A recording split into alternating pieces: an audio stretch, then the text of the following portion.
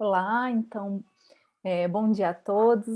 Hoje, com muito prazer, nós vamos ouvir um pouquinho sobre os cuidados integrados, governança e avaliação com a professora doutora Hendry.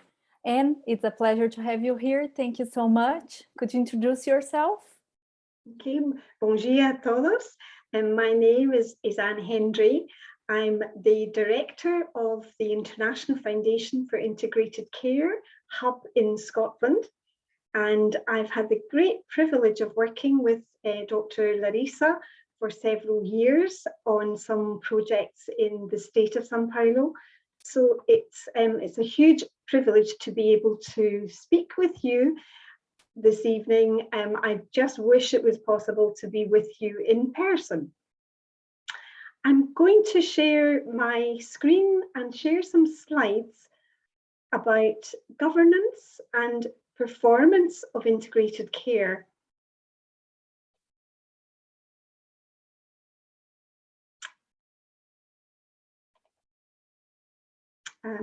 Just one moment.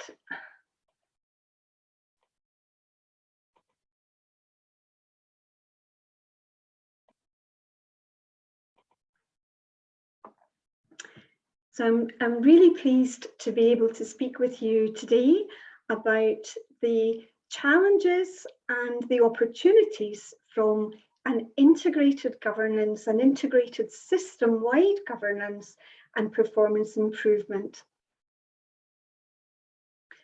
We know that the global strategy for integrated people-centered health systems is very much focused on the system-wide, the whole health service, the whole health system, but also the links with other important sectors that contribute to health and well-being.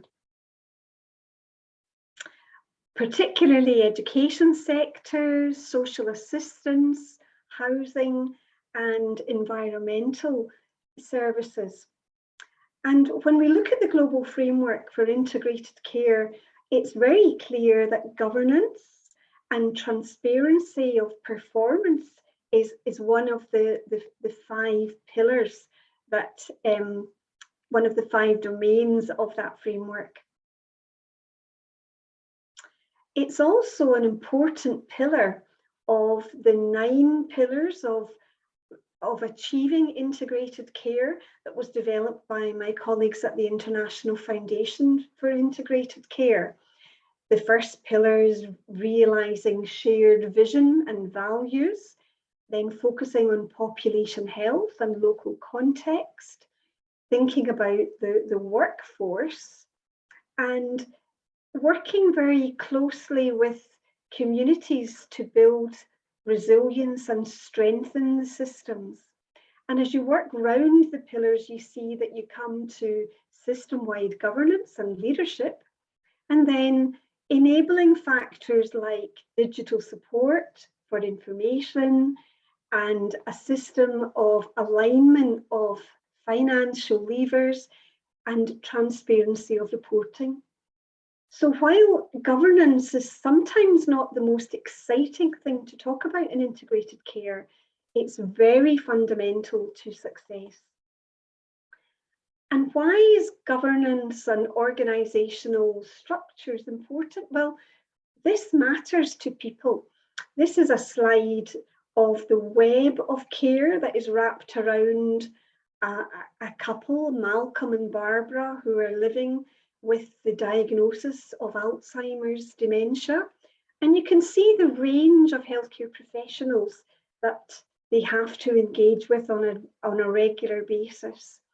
Not just healthcare professionals, but also social care supporters, social workers, and carers that provide personal care and support, and access to equipment and vital support like oxygen and medication.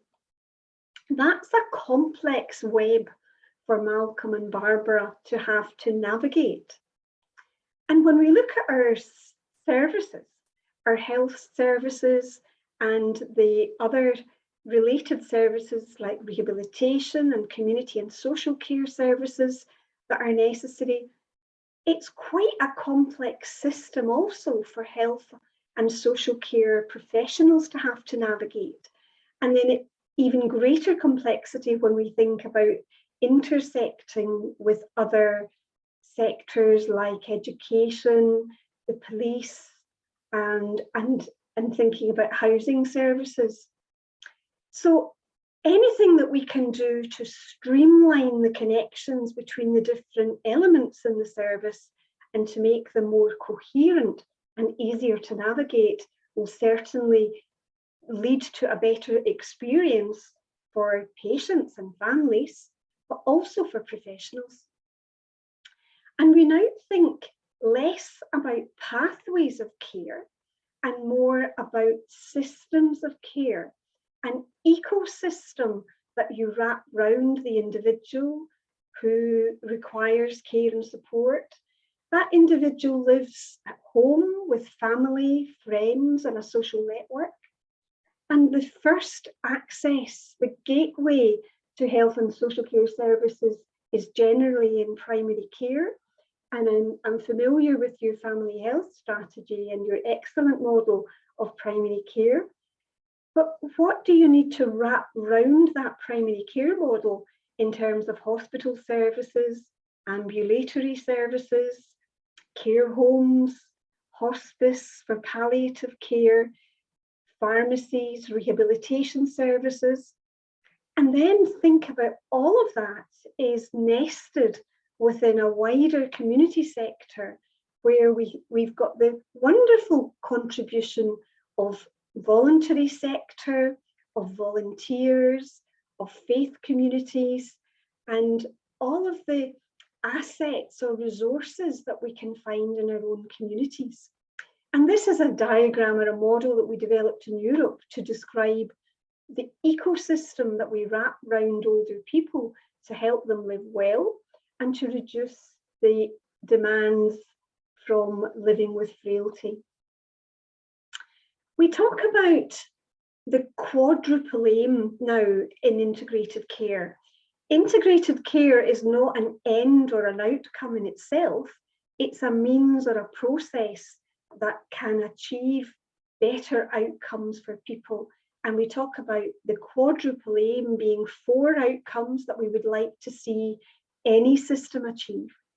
A better experience for the patients and carers, a better population health, better well-being and life expectancy within the population, reduced costs to the health and social care system, but importantly, the 4th aim of the quadruple aim is a better experience and a better work-life balance for health and care professionals too.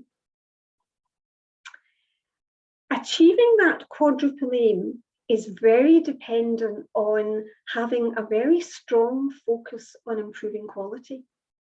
We can see the interdependency between improving quality, understanding and managing your demand and your flow within your system, building system resilience, and creating capacity to manage your demand, and also thinking about what you need to do, not just to ensure universal access to health coverage, but also more equitable access to services, regardless of the level of income or the kind of deprivation that the individual and family might experience. So quality is something that we're really focused on in integrated care. It's actually at the heart of what we do. And there are a number of steps that we know that you need to have in place to create the conditions, the governance and the management and accountability conditions to deliver good quality of care. First and probably most important is a model of participatory governance, where we're including the public or representatives from the community in the boards of our systems so that we can evidence that we're accountable the citizens and the public for the health and care that we provide. Thinking about the regulation of the health and care services, thinking about the function of our structures and services and the responsibilities of different parts of the service, whether they be primary care, ambulatory care, acute hospital care, rehabilitation care, understanding what each element of the system does and understanding how to avoid duplication or gaps between the system services. Thinking about how we develop our workforce and develop the capability of the workforce to practice at a high level, a high professional level of practice, and also understanding what we need to do to provide opportunities for resolving disputes or complaints of patients and clients who feel that they've not had the quality of care that they would have expected. And just having lived through the last 2 years of the pandemic, another important element of governance of a health and care system would be putting in place plans and preparations for any emergency legislation or laws or responsibilities that you may have to take forward to deal with possible future emergencies.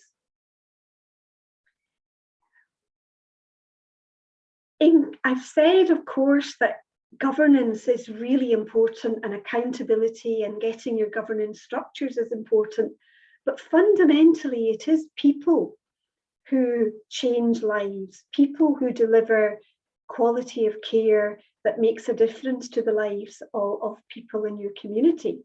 So I think it's very important that within your governance plans, you're thinking about workforce development and understanding what the workforce needs to develop their skills and competencies and confidence in working together and in working in a way that is truly person-centred and that sees the needs and what matters to the patient at the heart of the integrated team.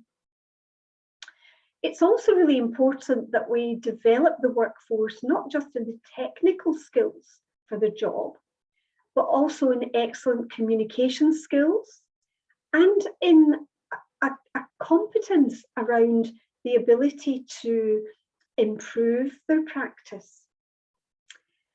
We know that the future of health and social care now is working together as a network of professionals working in a very interdisciplinary way and in a cross-sector way, valuing the contribution of colleagues from different disciplines and different sectors, whether it be education or housing or social assistance.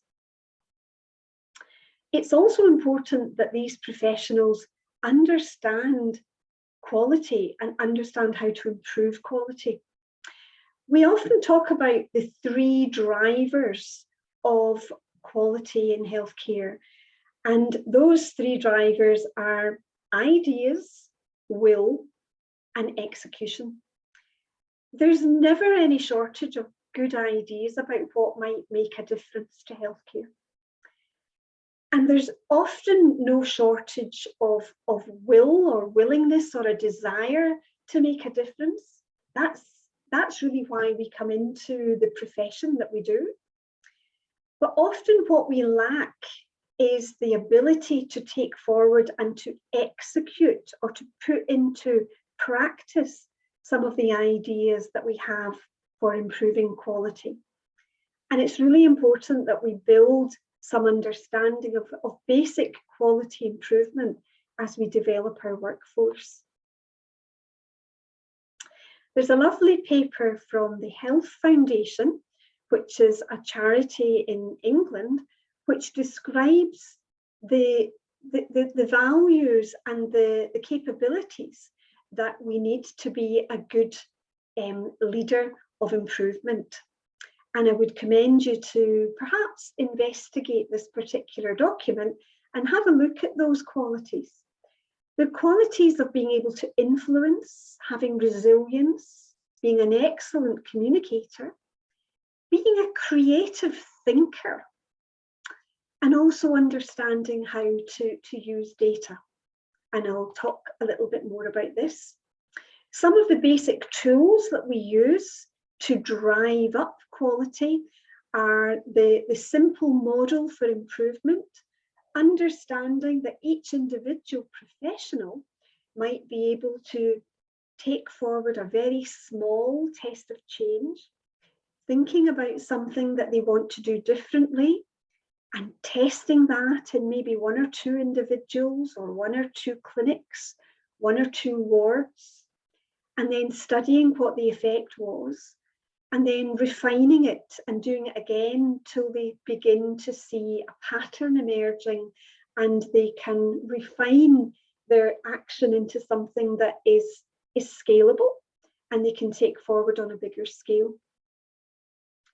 At a service level, then sometimes what we talk about is doing quality audit, identifying an issue that you want to study, very similar to the Plan, Do, Study Act, but then defining a set of standards that you want to achieve for your service or for your team, collecting the data and reflecting how well does your real-time data compare with the standards that you've set yourself, and then taking forward some changes to try and improve your practice so that you are more likely to be achieving those standards more of the time. So those are 2 very, very basic tools for quality improvement that I would suggest that anyone, wherever they're working in the system, wherever they're working in the system across your municipality, might be able to use. And increasingly, we're working across disciplines and across sectors in using these tools so that colleagues from the voluntary and community sector, from the housing sector, from education, can get involved in these quality improvement cycles as well. Data is very important for governance and improving and proving performance. Here's an example of data that we look at in Scotland where I work, where we're identifying the people who have the greatest levels of complexity in the system, and we want to reach these individuals and have proactive early intervention with them to try and reduce their dependency and the demand on the healthcare system. And we know that about 2% of the population are responsible for probably more, somewhere between 50 and 80% of the healthcare utilisation. They account for 50% of the acute hospital spend and about 75% of the days spent in hospital. So if you can identify that top 2%, you can do something different with these individuals and begin to strengthen your system and become a more effective and efficient system that delivers value. And who are these 2%? Well, wherever you are in the world, they tend to be quite similar. They tend to be people with chronic conditions. In my case in Scotland, it's often people with chronic respiratory disease who have frequent exacerbations and end up in and out of hospital often. They're often older people who have multiple conditions and frailty and often present to acute services with confusion or falls or one of the frailty syndromes, or even perhaps at the end of their life with a palliative care presentation. But they're also younger people who are living in the most deprived communities, who have chronic disease at a much younger age, and who are more likely to be suffering from mental illness and also problems with alcohol dependency and substance addiction. So my challenge to you would be, do you understand who your top 2% of your complex patients are within your system. And then use your data, not just to identify the people, but use the data that can show you how you are managing those patients. Are you addressing the healthcare problems that they have? What's the data in terms of the ability for these people to access healthcare, to get good outcomes from their healthcare? You can use your data not just to look at your own system, but you can benchmark your own system against comparable municipalities, municipalities of comparable size, of comparable socio-demographic information, and you can then begin to see and understand what your quality of care is like. You can also use your data to drive changes in practice. I find that professionals can get quite competitive when we look at our own data, and I've seen that also I've had the privilege to see it in some municipalities in São Paulo, where you're looking at primary care data across different UCPs. You're able to see the different activity and management outcomes. So data can be a really powerful driver for quality. And we know at a global level, the World Health Organization identified some of the core health indicators, the core health data that you could be tracking to monitor your progress, monitor the quality and the resilience and the effectiveness of your system. And some of these are around indicators that look at state of health, whether they be at looking at childhood mortality or neonatal mortality or healthy life expectancy. You can also look at risk factors and compare your risk factors over time or over different municipalities. A lot of what you'll be doing around your governance and performance will be looking at service level data. So I've used here an example for maternity services. If you're trying to improve the quality of your maternity services, you want to know things like your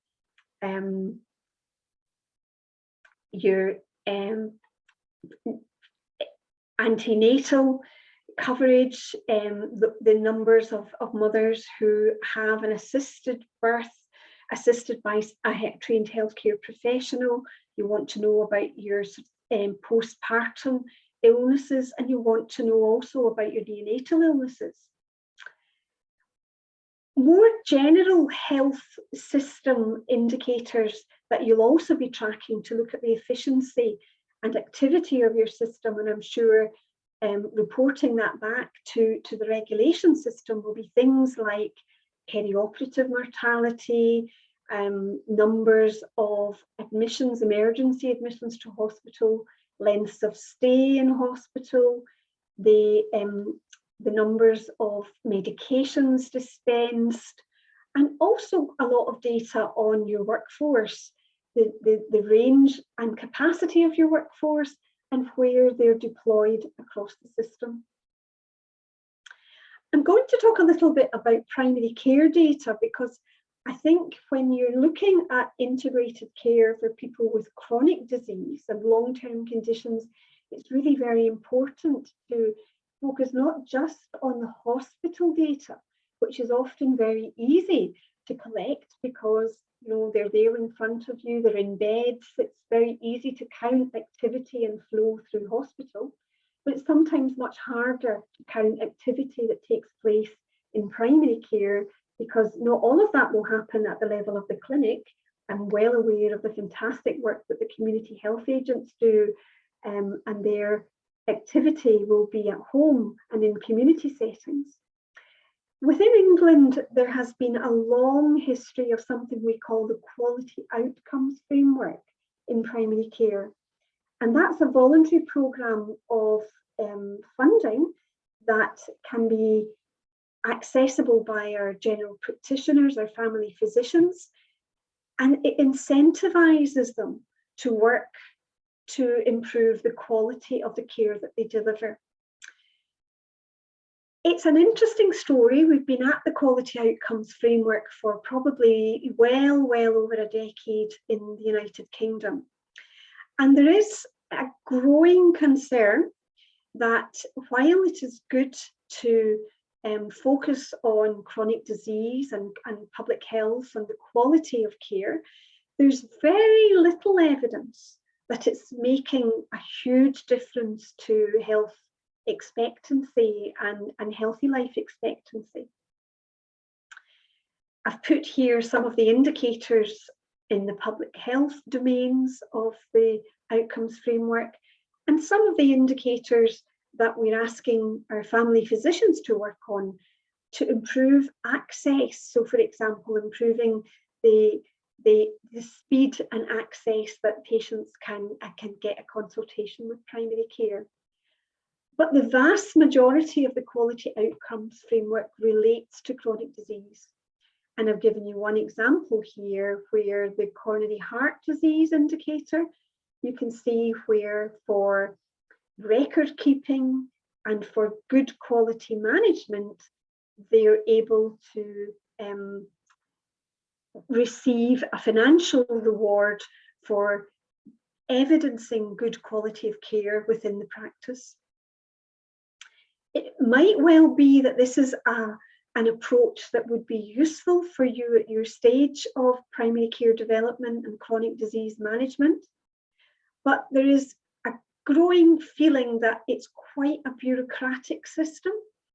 And within Scotland, where I worked, we've made a decision that we're moving away from the QOF as the incentive, and we're putting a lot of the finance that was ring-fenced for the purpose of delivering the quality outcomes into the mainstream of the family health contract. And this is part and parcel of what we've been doing to integrate care in Scotland. And we're recognising that we want the family health physicians to be focusing on quality, and particularly quality of chronic care. But we also recognise that they're not solely responsible for delivering good quality outcomes for chronic disease. The rest of the system needs to play their part too. So our integrated care model in Scotland has identified 9 very high level population outcomes that we want all of our system to support delivering. We want people to be able to look after and improve their health and well-being and live in good health for longer. We want people to be more independent and live longer in their own home rather than spending too much time in acute hospital services.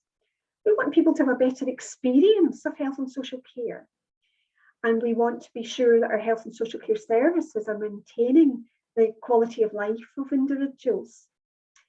We want to do what we can to reduce health inequalities, although recognising that many of the social determinants of health and health inequalities are out with health and social care's level of influence, linked to income, poverty, employment, education, etc.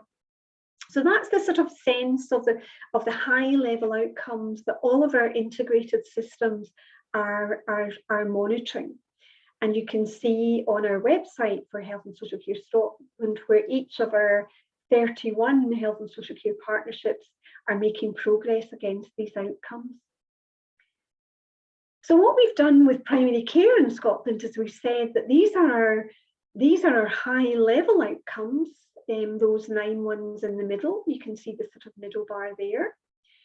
And what we want is our primary care system to be supporting the delivery of those 9 outcomes and making a contribution to the delivery of those 9 outcomes. And so we've identified 6 big actions for primary care to make their contribution to those health and wellbeing outcomes. And those are the 6 actions at the bottom here. And As part of our reform in Scotland of primary care, we're ensuring that our family health teams are not just working as doctor and nurse, but we're working with pharmacists, with physiotherapists, with social workers, and we're wrapping those around the family health team so that we're calling that an enhanced primary care team. And we're also recognising that we need to develop even more primary care physicians. Over the years, it's been all too easy to focus on more and more workforce for hospitals. But if we're serious about improving the health of the population, then that's not where we're going to get the greatest gains in health improvement. So we're educating and training more physicians for family health, and we're expecting to have another 800 family physicians across the country by 2027. And the next phase of our reform in primary care will be to have a much sharper focus on supporting mental health and well-being, having an opportunity to develop more support workers for mental health, more specialists in mental health in the primary care setting, working very closely with the family health team, and particularly for the family health teams that are operating in our most deprived communities, what we call our deep end communities. Already we're beginning to look at some primary care data where every 2 years we do a very detailed across the country survey of people who've experienced family health and social care. And those are the kind of questions that we're asking people to respond to in what is an anonymous survey, but a survey where we know where they live and what particular practice they're registered with, so that we can drill down and get the results and share the results back with the local team so that they can look at their own data and understand how they're doing. And you can see that in some areas, I think that's quite good to think that 95% of the people surveyed understood the information they were given, and over 90% felt they were listened to and treated with compassion and understanding. I was surprised to see so many saying that they were given enough time, because often that's a common complaint, that we don't get enough time to talk with our primary care colleagues. But what worries me is, as we look further down that table, is that we've got a lot further to go to actually involve not just the patient, but the carer and the family network in the consultation, and to provide better continuity and coordination of care. So quite good progress, but lots more to be done. We also have further work to do to be able to focus on individual personal outcomes that really matter to people. Understanding that we want to often talk about things like being listened to, being treated with respect, having more confidence, and feeling safe in our community. So we need to find different ways of monitoring those very personal and community level outcomes.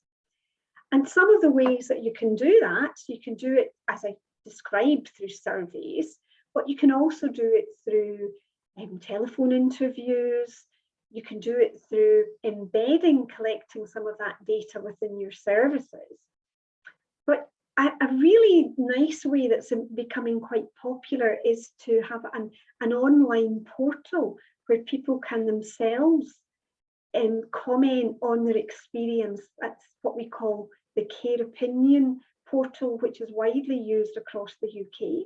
And individual patients, after being in hospital or having an episode of care at an emergency department or in a primary care clinic, can go on to the web portal and write up some text which describes how they felt about their experience.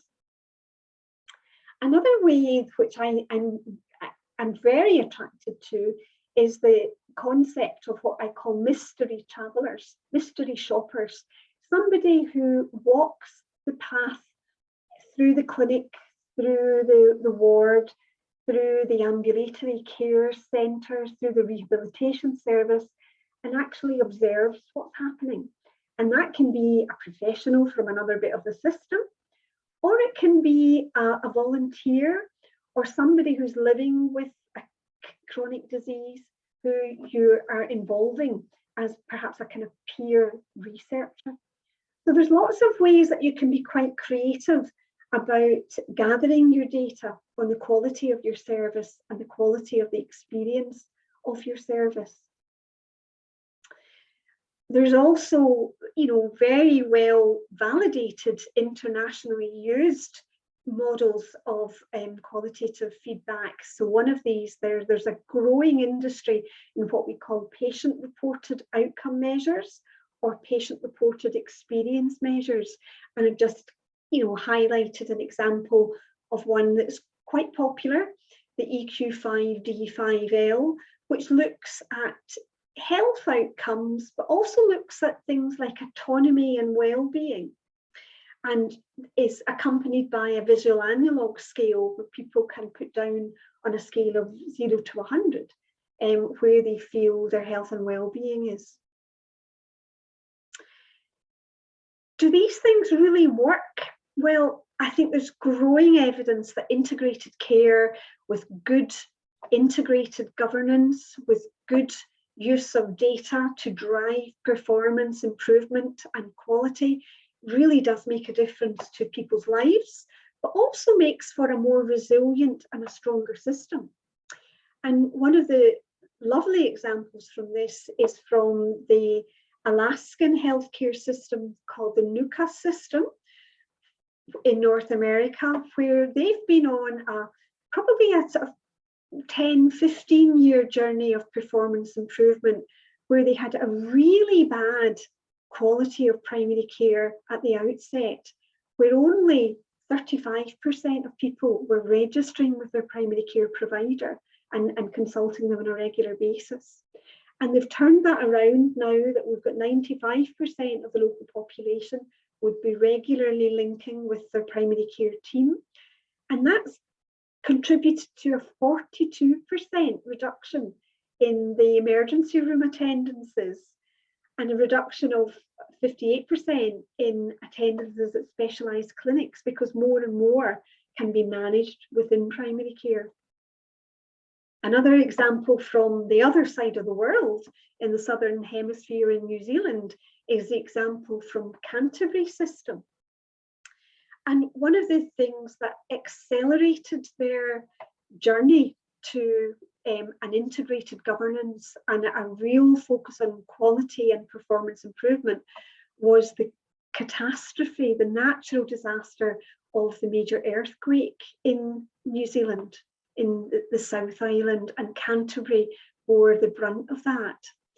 And I remember visiting Canterbury a number of years ago and seeing with my own eyes, not just the devastation, it's still evident from the earthquake, but the way they rebuilt their system despite those dreadful external environment. And what they found was working on a one system, one budget model of integrating health and social care and wrapping the teams around the primary care neighbourhoods, that really gave them system resilience and efficiency at a very difficult time in their journey.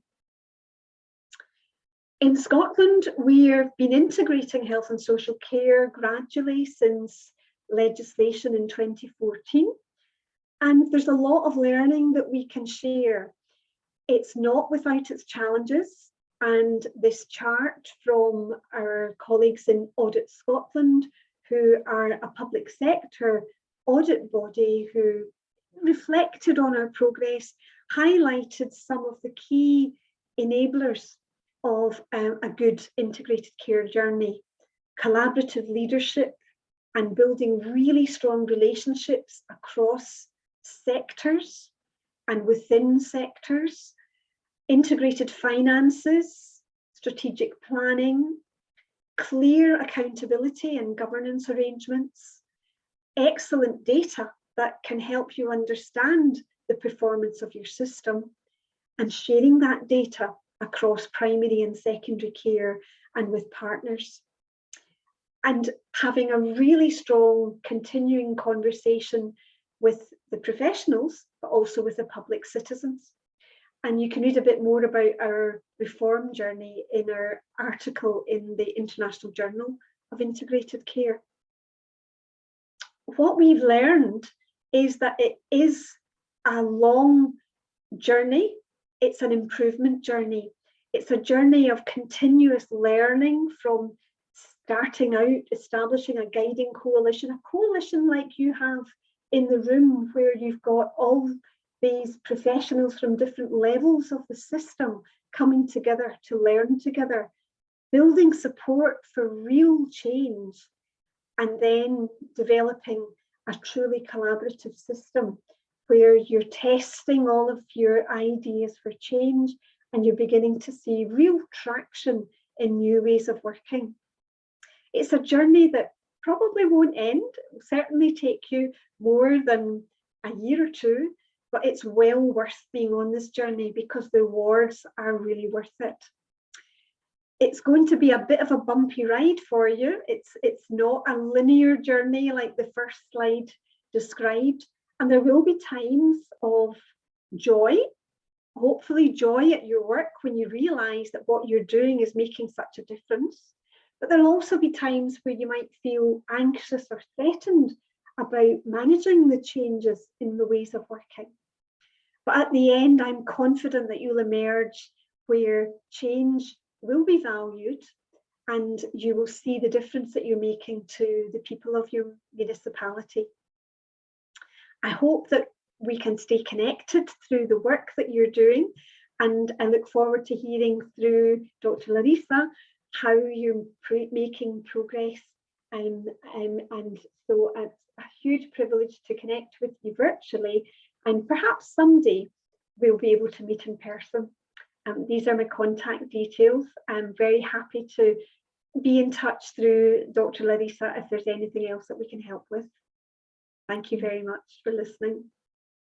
Thank you very much, Dr. Ann. It's a pleasure to hear you. Every time we learn something different, and I know that people from Santana do Parnaíba are going to learn a lot from you. Thank you so much, and hopefully maybe one day we can meet you in person here. Okay? Thank you. Thank you.